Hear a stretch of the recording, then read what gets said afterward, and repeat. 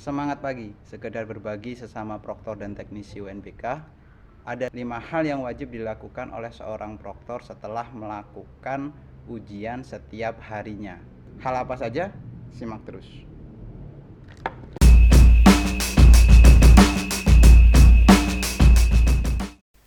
Ada 5 hal wajib yang harus dilakukan oleh seorang proktor setelah selesai melakukan ujian UNBK. Yang pertama adalah membuat laporan pada server. Caranya, kita klik pada laporan. Setelah itu akan muncul menu seperti ini. Yang perlu kita isikan adalah pada nama proktor. Kita isikan.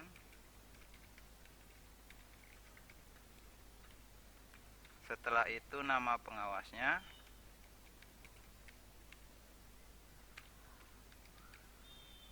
Tanggal mulai ujian. Waktunya kita buat pukul 7.30. Waktu kita mulai ujian ya. Tanggal mulai akhir, maksudnya berakhir. Dan ini waktu berakhirnya pukul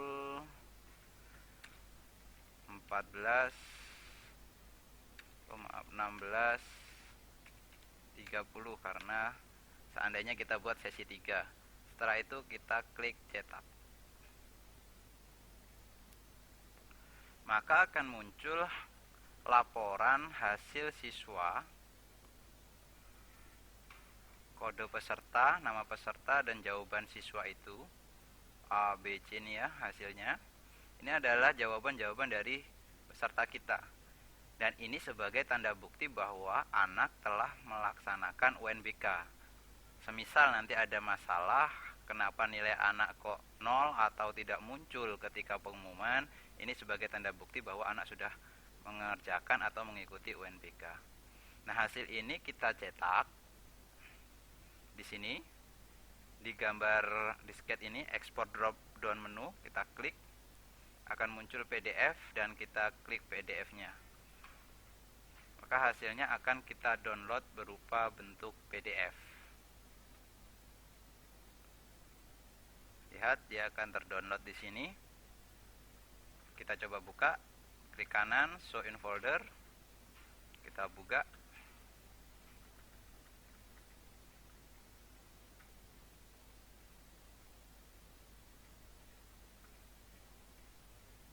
Ini hasil dari siswa. Jadi kita memiliki bukti bahwa siswa telah mengikuti UNBK pada mapel yang kita buat laporannya. Di sini mengetahui pengawas, terpotong tidak apa-apa, tanda tangan proktor. Itu untuk pembuatan laporan. Yang kedua adalah membuat report listing. Letaknya ada di legacy report. Kita klik dan muncul report listing.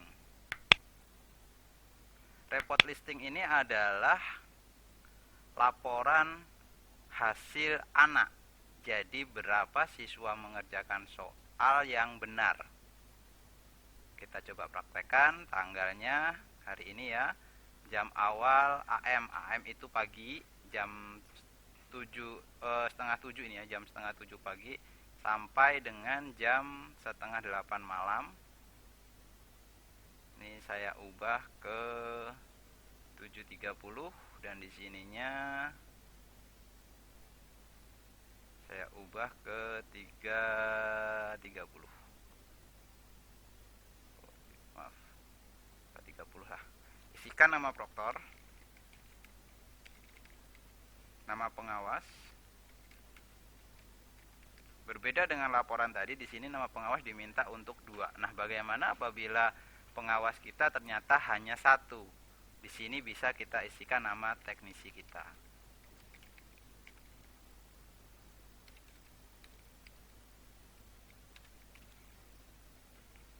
Setelah itu kita turunkan dan kita print.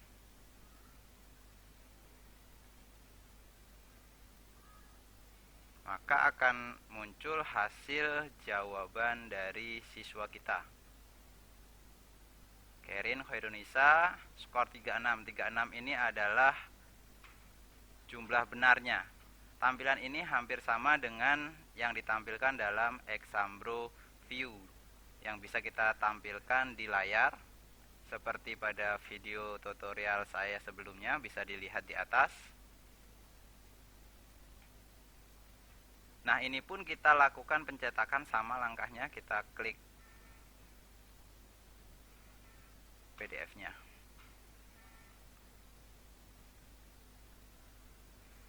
Kita lihat terdownload, kita buka terlebih dahulu untuk memastikan. Group result, kita klik double untuk kita cek buka. Kita lihat hasilnya sebanyak 63 siswa saya. Ya, 64. Kenapa? Karena di sini ada guru yang mengikuti. Jadi nilai tertinggi ini guru ya. 43 skornya. Bagus gurunya. Itu untuk yang kedua. Nomor 3 yang harus dilakukan oleh seorang proktor adalah melakukan backup dan hapus. Letaknya di sini, klik backup dan hapus. Ini fungsinya adalah kita melakukan backup dari hasil UNBK-nya. Kita klik backup.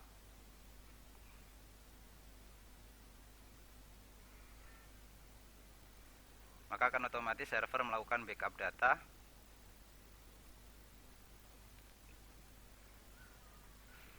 Proses backup selesai. Nah, backup sudah selesai, silakan mendownload data dengan klik di sini. Kita klik untuk mendownloadnya, maka backup akan terdownload. Lumayan besar, 135 MB. Karena ini saya lakukan pada hari terakhir ya. Jadi dari hari 1, 2, 3, 4 akan terbackup menjadi 1 di sini. Fungsi backup ini adalah apabila hasil anak tidak muncul atau proses upload hasil anak di server ke server pusat tidak berhasil, backup ini yang nanti akan diminta, yang akan kita uploadkan ulang agar proses upload yang gagal bisa masuk ke server pusat.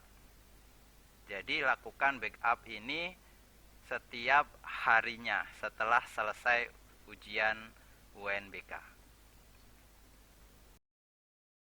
Nomor 4 yang harus dilakukan oleh seorang proktor adalah melakukan laporan individu. Laporan individu ini dilakukan melalui website UNBK. Kita buka website UNBK.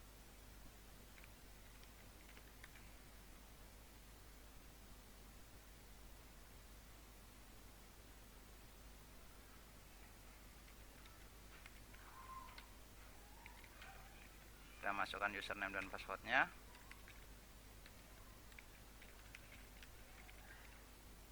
Masukkan kode pengaman.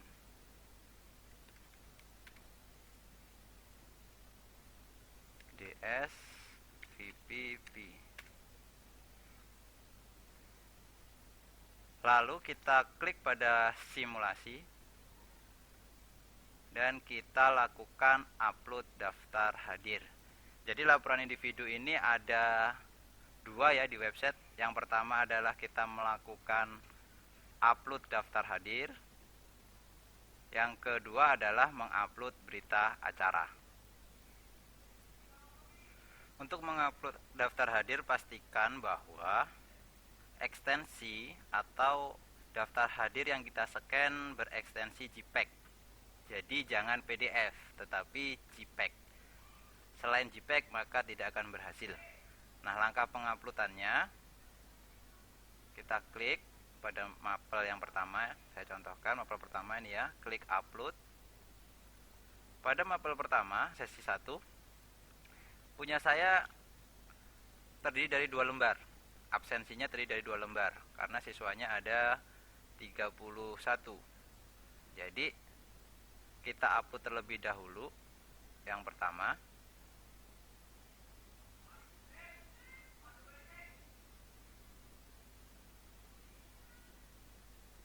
Setelah itu ini lembar yang kedua.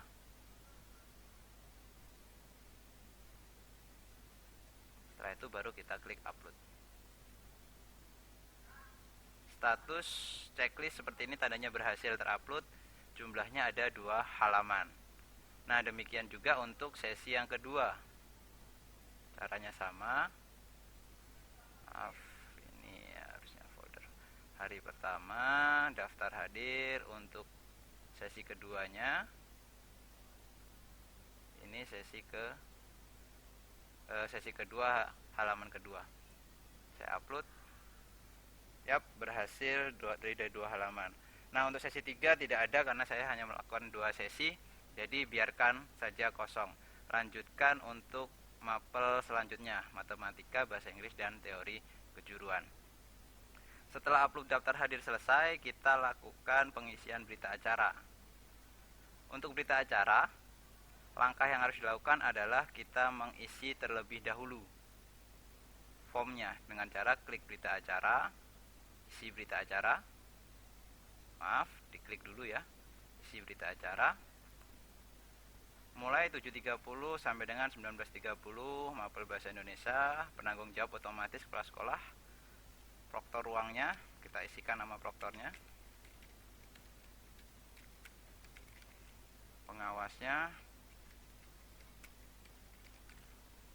Jumlah yang tidak hadir 0 karena masuk semua. Semisal ada yang tidak hadir, kita isikan 1 dan kita cari siapa siswa yang tidak hadir. Semisal si Aris Makmur gak hadir, maka kita checklist, kita simpan, maka otomatis nomor si Aris Makmur akan muncul. Itu apabila ada siswa yang tidak hadir. Nah, kebetulan di sini siswa saya semuanya hadir. Ini saya hilangkan.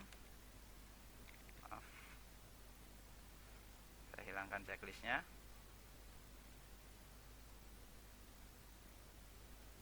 Kita ulang.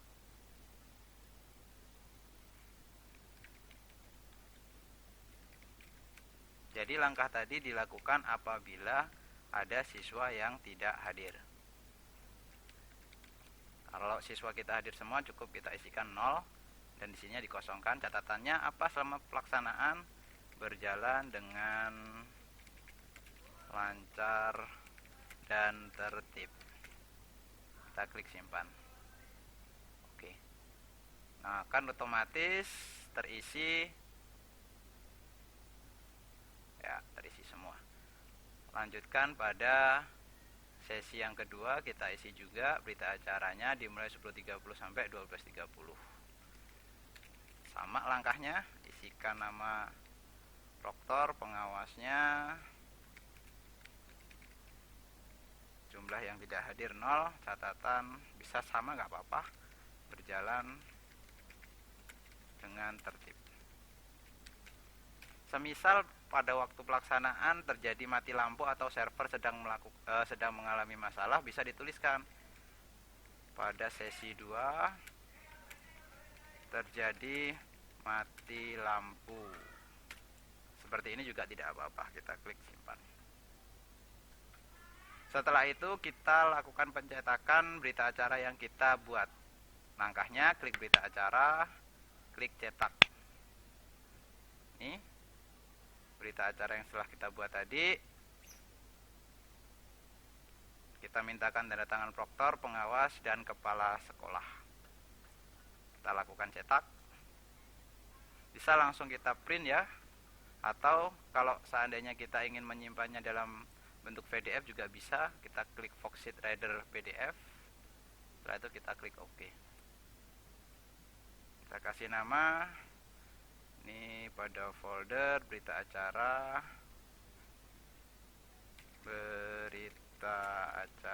sesi 1.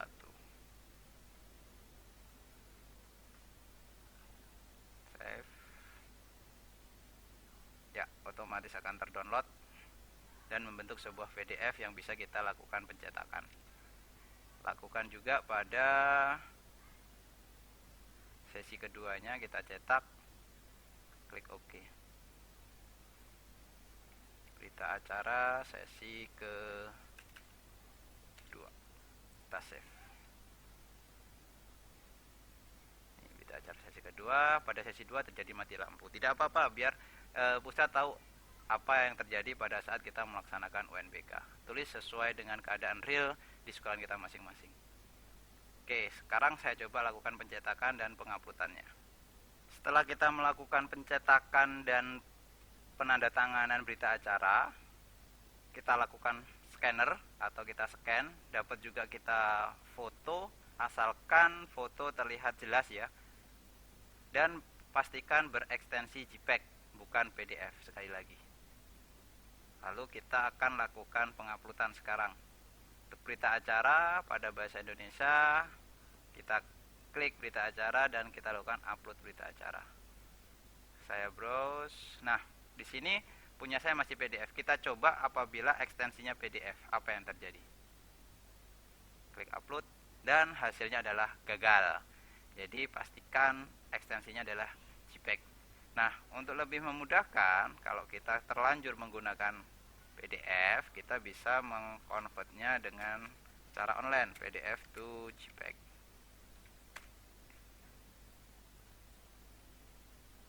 Kita unggah file, kita blok semua, klik open, maka akan otomatis mengkonvert menjadi JPEG. Setelah itu kita unduh semua, save. Oke, ini hasilnya.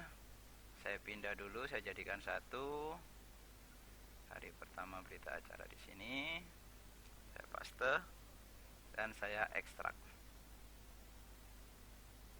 Ini berita acara hari pertama. Ini berita acara hari kedua. Baru sekarang kita lakukan upload kembali. Kita klik berita acara hari pertama, sesi pertama, upload, browse. Kita pilih yang ekstensi JPEG ini ya. Open, upload. Oke, sudah berhasil. Yang kedua sama langkahnya. Kita browse, sesi keduanya kita open dan kita upload. Ya, berhasil. Ini pun bisa kita lihat hasil dari uploadan kita berhasil atau tidak, klik pada gambar. Ya, seperti ini. Sampai sini laporan individu sudah selesai. Langkah kelima ini adalah langkah yang sangat-sangat penting dilakukan oleh seorang proktor setelah melakukan UNBK setiap harinya. Jadi setiap hari setelah selesai melaksanakan UNBK, backup VHD sangat-sangat diwajibkan dilakukan. Caranya adalah setelah kita matikan terlebih dahulu examnya, saya stop. Yes. Jadi dalam melakukan backup ini, exam harus dalam keadaan mati atau VHD kita sedang off, tidak sedang berjalan. Setelah tertutup, kita cari file lokasi VHD kita yang kita gunakan. Ya, di sini VHD simulasi 1 UNBK 2019. Ini kita lakukan backup.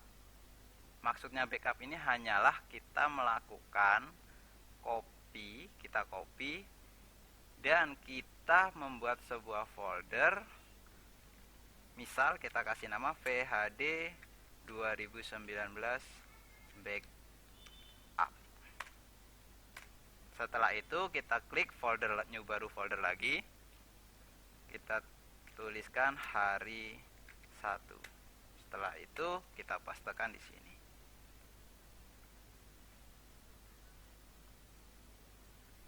Kita juga bisa memberikan di sini hari kedua, hari ketiga, hari 4. Kenapa ini dilakukan? Semisal pada hari kedua VHD kita mengalami kerusakan, muncul BitLocker atau mati server secara mendadak sehingga mengganggu, intinya VHD kita rusak, maka kita bisa menggunakan VHD backup pada hari pertama. Demikian juga pada hari ketiga dan 4. Jadi backup VHD ini dilakukan tiap hari setelah selesai UNBK. memang foldernya sangatlah besar, size-nya sangat besar, tapi ini sangatlah penting dilakukan oleh seorang proktor.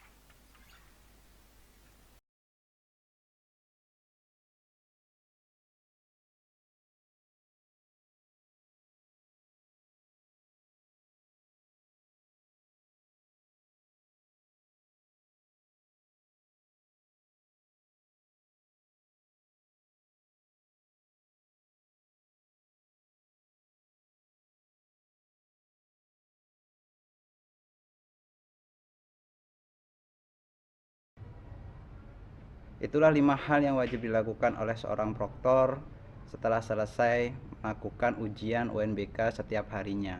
Jangan sampai terlewatkan atau terlupakan. Semoga bermanfaat. Pantau terus channel ini.